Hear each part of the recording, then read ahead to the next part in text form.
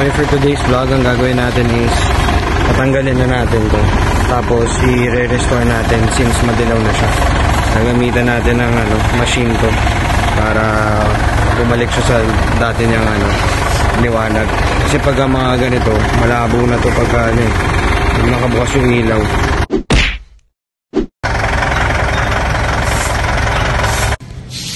So ayan, natanggal na natin yung mga niya.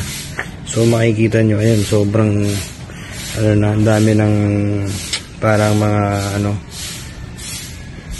sobrang labo na niya, tapos sobrang rough na niya. So ayan, pakita ko lang muna sa inyo kung gaano kadilaw yan. So ayan, i-restore na natin po. So mga gusto magpa-restore, 4-5 lang po pair na. Pero depende rin kasi sa nyo. Pero starting price natin dito 4-5 talaga. Depende kung gaano kalaki. Siyempre yung chemicals na gagamitin natin. So ayan, kung makikita nyo, ayan lumilinaw na ulit siya. Kaysa bumili kayo ng bagong headlight, usually mahirap na umanap ng headlight ng rig na ganito eh. Mga bibili nyo yung mga China, yung mga deco. At least ito, original pa rin siya.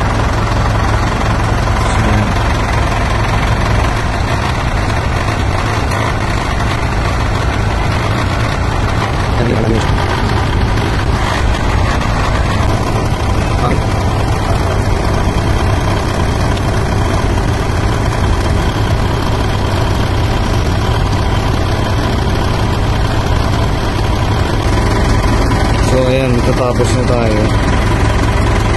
Makikita nyo, napaka-kintab na ulit yung headlight nyo. Magic.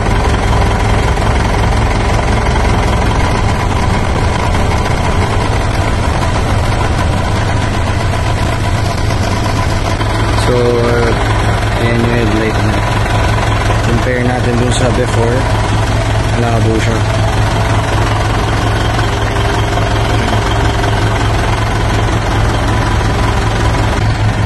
So ito naman sa driver side yung gagawin natin, i-restore rin natin siya.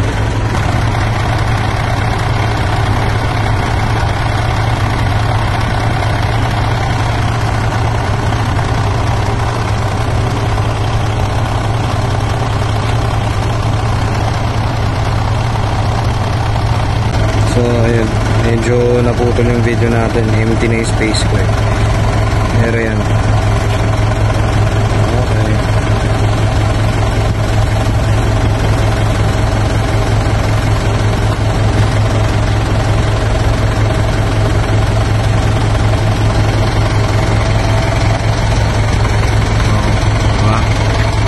Good as brand new. So ayan, na-restore na natin yung headlight niya. Ayan, malayo na siya dun sa dati niya. Ayan, malayo na siyang brand new, napakakintab. So pag nag-drive na siya sa gabi, malamang malinaw na yung ilaw niya kasi nakakadaan na yung ilaw dahil malinaw na nga yung pinaka-lens nung headlight.